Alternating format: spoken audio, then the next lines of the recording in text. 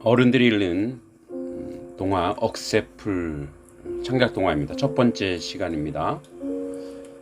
그날 검은 염소 2마리가 두 번째 외양간 작은 우리에 끌려왔다. 아마도 그 어미를 이르는 소리는 저 동구 밖에서도 들릴 것이다. 그 서러운 소리가 마음에 걸리기는 했지만 그래도 구시 영감은 손자 혜준이 생각에 미소를 지었다.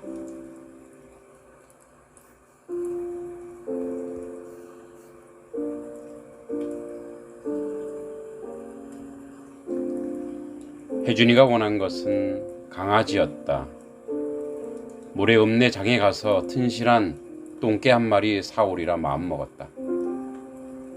그러다가 어제 마을 이장 김씨가 찾아와서 구시 영감 아들 구명철 씨를 이번에 면에다가 새마을 지도자로 추천하겠다는 소식을 전했다. 젊은 놈이 뭘 안다고? 그리고 새마을 지도자야 농사 짓는 사람 해야지. 신씨 아들이 농사품도 좋고 바르니 그 신씨 아들로 하게. 이름이 신우식 씨요. 그런데 그 친구는 성실한 것은 좋지만 초등학교 다니다가 말아서 까막노는 좀 그렇습니다.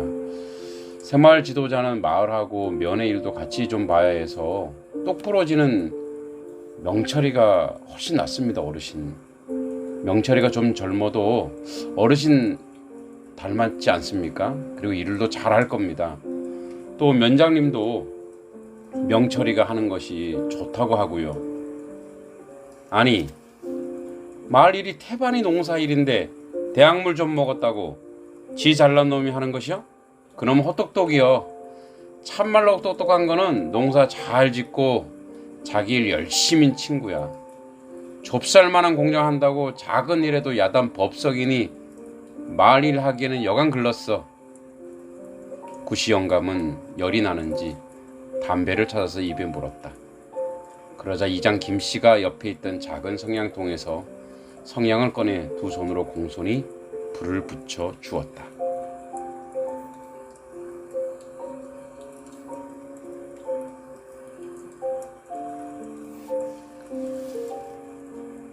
농사일을 맡고 마을 사람들을 잘 지도할 사람은 땅을 지 몸처럼 여기는 사람이어야지. 공장한다고 땅을 다 팔아먹은 놈이 뭔 지도자야. 구시 영감의 담배를 깊이 빨더니 내뱉은 연기 속에는 큰 한숨도 섞여 있는 듯 했다. 아니 어르신, 그 공장 때문에 여기 마을 사람들 반이나 혜택 받고 있지 않습니까? 농번기에 할 일 없던 사람들도 푼덩깨나 만지는 게 명철이 사장 때문인데 그만하고 자네가 알아서 하게. 난 그 신씨 아들 우식이가 참 마음에 들던데. 어르신, 그래도 어르신 허락이 있어야 마음 편히 명철이도 일을 맡을 게 아닙니까? 네? 이장 김씨는 몸이 달았는지 구시 영감 앞으로 몸을 더욱 숙였다. 안 그래도 새마을 지도자는 마을 일만 보는 김씨보다는 면의 일도 좀 보고 결국은 면장 후보감으로 추천을 받은 것이었다. 그렇게 되면 농사 일도 적성에 안 맞고 고등학교 졸업하고 집에서 놀고 있는 김씨 아들 우식 씨를 면장 운전기사라도 써먹을 수 있기 때문이었다. 자네들이 알아서 하게. 난 모르겠네. 볼일 봤으면 올라가게. 아까 새끼 꼬던 게 있어서.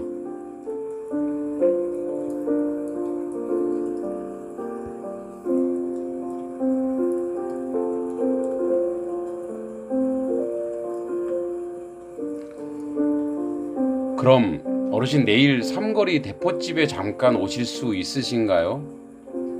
면장님하고 술 한잔 하시지요. 면장님이 안 그래도 모시고 싶다고 하셔서. 됐네. 나 같은 늙은이한테 뭘 뜯어먹을 게 있다고. 아닙니다. 진작 어르신 찾아뵐 일 있으시다고 하여 집으로 오는 것이 누가 되어 삼거리 대포집에서 보면 어떨까 해서요. 날 볼 일이 뭐 있다고. 면장님 말은 지난번에 면회 경로잔치에 어르신 오셔서 정말 자리가 빛났다고 하여 구씨 영감은 물끄러미 이장 김씨를 쳐다보니 헛 웃음을 쳤다. 할 일 참 없는 사람들이구먼. 그건 우리 손주놈 부탁으로 학교 교장 선생님이 오시라고 한다고 하여 부탁하여 나간 거요. 난 한 게 없고 가서 만나게 얻어먹은 것밖에 없어.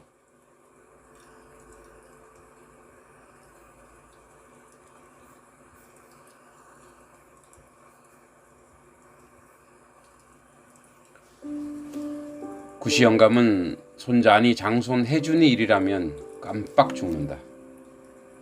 요즘은 손자가 자전거를 타고 싶다고 하니 자전거 대신 목수 일을 했던 자신의 재주로 손주에게 나무로 만든 자전거를 만들고 있는 중이다. 시내 가서 세발 자전거 사올 수 있지만 손수 만들어주고 싶은 것이다.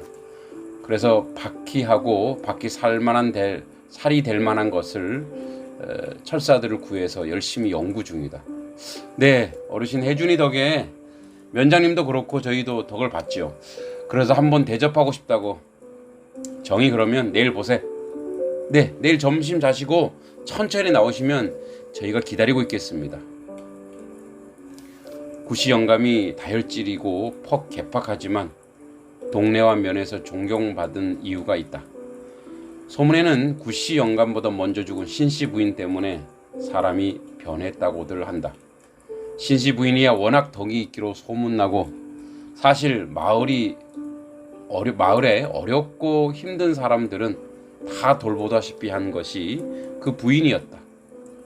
암에 걸려서 때 아닌 시기에 죽어가면서도 마을의 끼니를 걱정하는 그런 사람들을 챙기라고 유언했다고 그런 소문이 떠돈다. 그 부인이 돌아간 날에는 면하고 주변의 면 마을이 다 초상집이었다. 구씨 영감은 부인이 죽고 난 후 한동안 마을을 떠나 충주서 교폰 잡고 있는 큰사위 집에 한 1년 있었다. 큰딸의 아버지를 모시고 갔다. 남동생 명철 씨한테는 한마디 상의도 없었다. 그 일로 시누이하고 며느리가 소원해진 것도 사실이다. 그런 눈치가 있었는지 구씨 영감이 돌아왔다. 그런데 돌아온 사람이 변했다. 별 말은 없었지만 며느리한테 눈총을 받으면서도 몇 가정에게 쌀가미를 옮겨다 놓은 사건이 유명했다. 어떤 집에는 누런 봉투에 푼똥개나 던져 주었다고 했다. 새벽 기도를 나가던 다리목 전도부인 흑씨 할머니가 구씨 영감이 누런 봉투를 들고 돌아다니더라고 소문을 냈다. 이런 유명 인사이니 면이나 마을 행사에는 최고의 기빈이었다. 물론 명철 씨는 아버지의 퍼주기가 여간 부담스럽지 않다. 그렇다고 드리던 용돈이나 살림을 줄일 수는 없었다. 그리하여도 공장 일이나 얼마 남지 않은 땅에는 나는 그 소출이 줄어든 것은 아니었다. 명철 씨는 아내 눈치를 보면서도 유명 인사인 아버지를 어찌할 수는 없었다. 그 덕에 공장의 물품도 잘 팔리고 팔리는 이유 중에 하나였다. 명철이 하는 사업은 한지 사업이다. 면이나 산청군에서도 주문이 많았다. 구씨 영감이 아들한테 불만이 참 많기는 하나 그렇게 아들을 돕고 있었는지도 모른다. 점심을 먹는 둥 마는 둥 하다가 삼거리 대포집에 들어서니 면장하고 면직원 몇 명이 데리고 이장 김씨가 있었다. 그 중에 이말 짐승 키우는 오씨도 눈에 보였다. 구씨 영감이 문을 열자마자 다들 일어났다. 분주해하지 말고들 앉게. 어르신 강건하시지요? 면장이 일어나서 깍듯이 90도로 인사를 했다. 허참, 면에 일도 많은데 못할 일이 대동했는가? 대포 한 잔 대접하고 드릴 말씀도 있고 하여 또 그 소린가? 알아서들 하시게. 참, 오씨는 이따가 나 좀 보세. 아, 네 어르신. 오씨는 엉겁결에 구씨 영감 호출에 안 그래도 술에 불쾌한 얼굴이 더 붉어졌다. 면장이 대접한다고 돼지갈비로 준비하고 왁자한 술판이 되었다. 대포에 김치 깍두기면 그만인데 뭔 일이 낭비인가 이게. 구씨 영감은 싫은 소리를 했지만 그저 싫지만은 않은지 몇 잔을 기울이고는 면장과 김씨와 한 얘기를 몇 마디 듣더니 사람들 고집은 알아서들 하게. 그럼 어르신 승낙하신 걸로 알겠습니다. 구씨 영감은 아무 소리 없이 막걸리 한 잔 비우더니 그럼 면장하고 이장이 잘 가르치게. 참 옷이 나 좀 보세. 네 어르신. 구씨 영감은 오씨와 짐승 얘기를 하더니 손자에게 개 한 마리 사주려고 하니 튼실한 강아지 한 마리 오늘 저녁에 가지고 오라고 했다.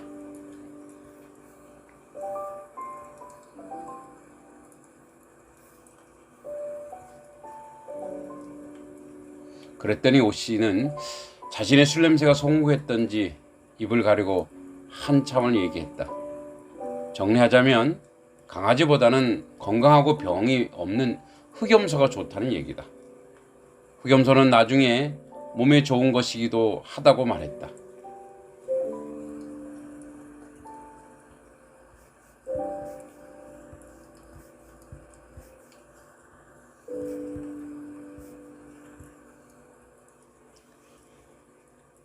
그리고 강아지의 단점을 역설했는데 지저분하고 병도 있고 요즘 개 도둑이 많다는 얘기다. 구씨 영감은 짐승 키우는 사람이 개가 잘 팔리니 아마도 안 팔리는 염소를 키우라고 장사 속의 말을 다 알고서도 그 유명 인사의 마음답게 너그러이 이해하며 염소, 암수 2마리를 가져오라고 했다. 2마리 가격은 마리당 2,000원씩 4,000원이지만 그냥 드린다는 말도 오씨는 잊지 않았다.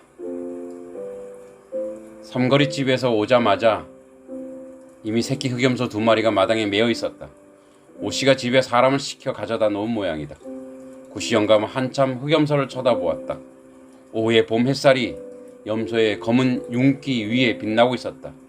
구씨 영감의 얼굴에도 햇살 같은 미소가 번지고 있었다.